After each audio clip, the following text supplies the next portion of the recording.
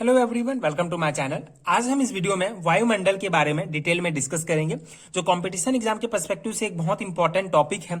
यहाँ से direct question competition exams में पूछे जाते हैं। सो बहुत सारे इंपॉर्टेंट पॉइंट्स डिटेल में डिस्कस करेंगे, जो डेफिनेटली आपके एग्जाम प्रिपरेशन के लिए बहुत हेल्पफुल होगा।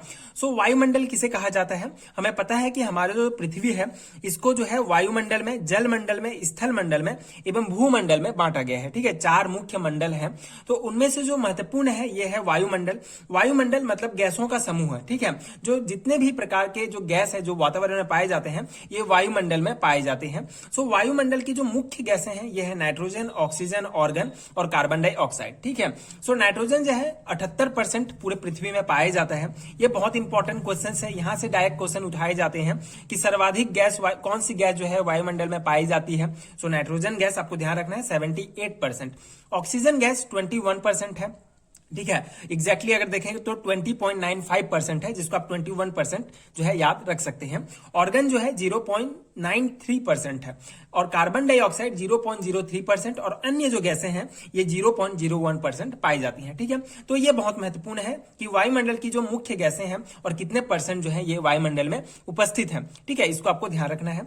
धरातल से अंतरिक्ष में जाने पर ताप दर प्रति 165 मीटर पर 1 डिग्री सेंटीग्रेड जो है कम हो जाता है। इसे जो है तापांतर कहते हैं। ठीक है, तापांतर दर कहा जाता है इसको। तो ये बहुत इंपॉर्टेंट पॉइंट है कि अगर हम पृथ्वी से ऊपर की ओर जाते हैं तो 165 मीटर अगर ऊपर गए तो 1 डिग्री सेंटीग्रेड कम हो जाएगा। उसी प्रकार ऊपर जाते जाएंगे तो तापमान जो है कम होते जाता है। ठीक है, इसका मुख्य कारण क्या है कि जैसे कि इसका मुख्य कारण है हमारा ग्लोबल वार्मिंग। ठीक है, या ग्लोबल वार्मिंग या ग्रीन हाउस गैसेस। जो वातावरण है हमारा, ठीक है, लगभग 1600 किलोमीटर ऊंचाई तक जो है हमारा पूरा वायुमंडल फैला हुआ है। 1600 किलोमीटर ऊंचाई तक। तो ये जो 1600 किलोमीटर ऊंचाई तक जो वायुमंडल है, वायुमंडल में सभी प्रकार के गैस पाई जा रही हैं। ठीक है, जैसे कि इसमें मुख्य जो है ग्रीन हाउसेस गैसेस, जैसे कि H2O जो वाष्प कण है, ठीक है, और कार्बन डाइऑक्साइड, मीथेन, ये NO2, नाइट्रस ऑक्साइड, क्लोरोफ्लोरोकार्बन, ये सभी वायुमंडल में पाई जा रही हैं, ये सभी गैसें। सो इन्हें ग्रीन हाउस गैसेस कहा जाता है। सो ये ग्रीन हाउस गैसेस क्या करती हैं? ठीक है, ये हमारा वायुमंडल है 1600 किलोमीटर तक, यहाँ पे सभी प्रकार के ग्रीन हाउस गैसेस पाई जा रही है। तो जो सूर्य से जो किरणें आती हैं, जो विकिरण जो आएंगे, रेडिएशन जो आएगा, ठीक है, पृथ्वी तक तो आएगा ही, लेकिन जब ये वापस जाएगा तो ये जो गैसें हैं, जो ग्रीन हाउस गैसेस हैं, ये इसको एब्जॉर्व कर लेते हैं। ठीक है, बहुत सारी मात्रा जो है इसको एब्जॉर्व कर लेता है इन रेडिएशंस का, जिसके कारण जो हमारा वायुमंडल है इसका तापमान बढ़ते जाता है। ठीक है, दिन ब दिन बढ़ते जा रहा है, जिसके कारण बहुत सारे मौसम परिवर्तन भी हो रहे हैं। तो ये जो ग्रीन हाउस गैसेस जो एब्जॉर्व कर लेते हैं रेडिएशन को, जिसके कारण जो है तापमान बढ़ जाता है। ठीक है, अब तापमान बढ़ जाने के कारण इसी को ही ग्लोबल वार्मिंग कहा जाता है, क्योंकि पूरा विश्व जो है गर्म हो जाता है, मतलब ठीक है, पूरा वायुमंडल गर्म हो जाएगा, तो इसी कारण इसको ग्लोबल वार्मिंग कहा जाता है। और इसी ग्लोबल वार्मिंग के कारण जब हम ऊपर की ओर जाएंगे तो ऊपर ये प्रक्रिया नहीं होगी। ठीक है, ऊपर अगर वायुमंडल के ऊपर जो है गैसें, ग्रीन हाउस गैसेस नहीं पाई जाती हैं, जिसके कारण वो रेडिएशन को एब्जॉर्ब नहीं करेंगे और वहां पे जो है तापमान नहीं बढ़ेगा। इसीलिए जैसे जैसे हम ऊपर की ओर जाते जाएंगे, ठीक है, ये जो है ताप कम होते जाएगा। ये आपको ध्यान रखना है। प्रकीर्णन के कारण आसमान नीला दिखाई देता है। बहुत इंपॉर्टेंट पॉइंट है। प्रकीर्णन जो है, स्कैटरिंग इसे कहा जाता है, एक सामान्य भौतिक प्रक्रिया है जिसके कारण आसमान नीला दिखाई देता है। ओजोन गैस जो है, ओजोन गैस बहुत इंपॉर्टेंट है, क्योंकि जो पराबैंगनी किरणें हैं इससे मानव की रक्षा करती है। ठीक है, ओजोन, आपको ओजोन लेयर के बारे में आपने सुना होगा। ओजोन लेयर जो कि आपका स्ट्रेटोस्फीयर में पाया जाता है मुख्य रूप से। ठीक है, समताप मंडल में जो आपका ओजोन परत पाया जाता है, ये सूर्य से आने वाली जो किरणें हैं, ठीक है, जो पराबैंगनी किरणें होती हैं, उनको जो है ये जो पराबैंगनी किरणें हैं जो मुख्य रूप से कैंसर का भी कारण बनती हैं। अगर ये डायरेक्ट जो है मानव शरीर पर या फिर जीव जंतुओं पर पड़े तो बहुत ज्यादा हानिकारक प्रभाव डालती हैं। तो इससे हमारी जो है रक्षा करती है ओजोन गैस या ओजोन परत। ठीक है, ओजोन गैस, इसका फॉर्मूला O3 होता है। ठीक है, जो ऑक्सीजन से ही मिलकर बने होते हैं। और ग्लोबल वार्मिंग का उत्तरदायी जो गैस हमने जो डिस्कस किया, ये ग्रीन हाउस गैसेस ही ग्लोबल वार्मिंग के लिए उत्तरदायी होते हैं। अब ग्लोबल वार्मिंग के कारण जो है क्लाइमेट चेंज होता है। सो क्लाइमेट चेंज को रोकने के लिए जो है बहुत सारे देश जो है सम्मेलन करते हैं। ठीक है, जैसे ये आपने कोप के बारे में सुना होगा, COP18, COP17, ये जो है हर साल जो है इसका बैठक होती है, समीक्षा होती है कि कौन सा देश कितना जो है क्लोरोफ्लोरोकार्बन जो है प्रोड्यूस कर रहा है, या उसको कंट्रोल करने के लिए हम क्या कर सकते हैं। ठीक है, कोप जो है कॉन्फ्रेंस ऑफ द पार्टिकल्स, ठीक है, parties, sorry, conference of parties कहा जाता है, कोप का फुल फॉर्म होता है, जो हर साल इसकी बैठक होती है। बहुत सारे पार्टीज जो है, बहुत सारे देश जो है आपस में बैठक करते हैं और ये जो क्लाइमेट चेंज हो रहा है इसको कम करने का प्रयास करते हैं, कुछ कुछ नए नियम बनाते हैं, ठीक है।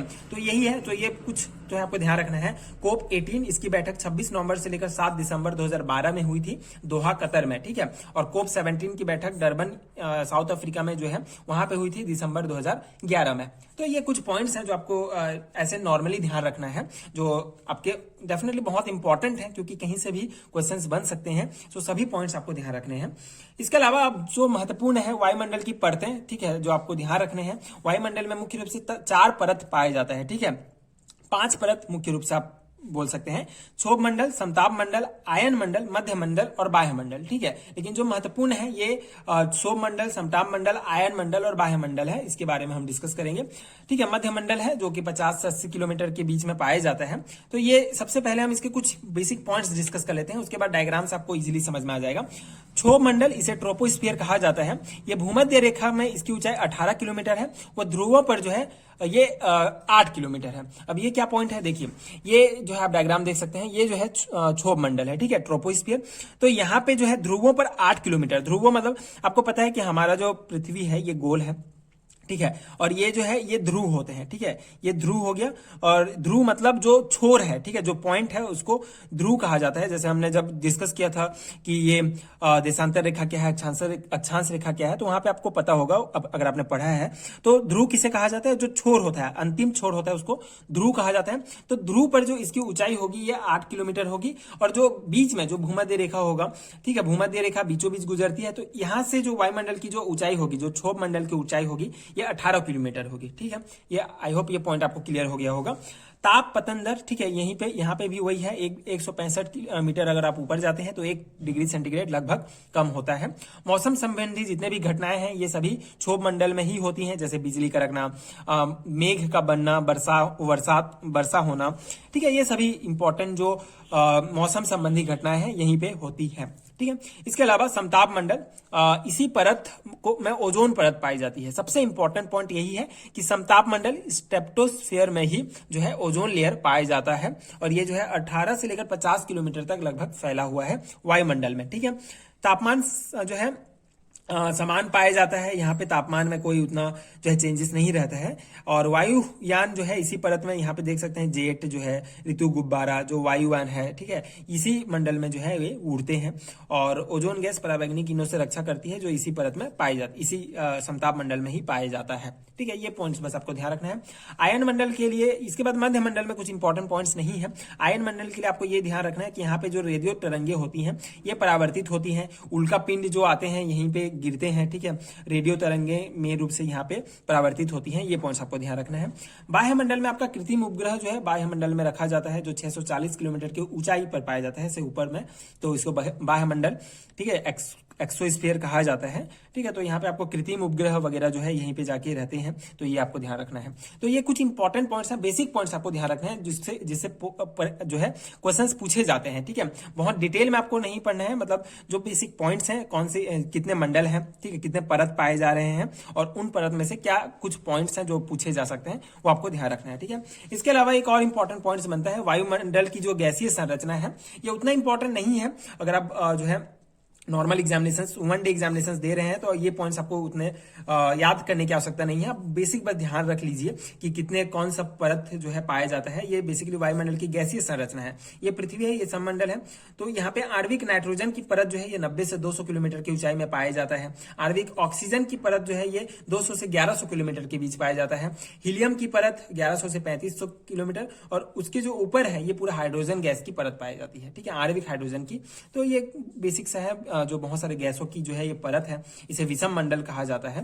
तो ये पॉइंट्स आपको जनरली ध्यान रखना है, ठीक है। तो ये इंपॉर्टेंट पॉइंट है वायुमंडल से रिलेटेड। आई होप आपको समझ में आ गया होगा, एंड ये नोट्स आपके एग्जाम प्रिपरेशन के लिए हेल्पफुल हुआ होगा। बहुत सारी 1 डे एग्जामिनेशन के लिए बहुत इंपॉर्टेंट है, तो ये पॉइंट्स आप ध्यान रखिए। और अगर वीडियो हेल्पफुल है तो आगे की वीडियोस देखने के लिए चैनल के साथ प्लीज जुड़े रहिए। प्लीज सपोर्ट कीजिए, like and subscribe to my channel, and thank you so much for watching.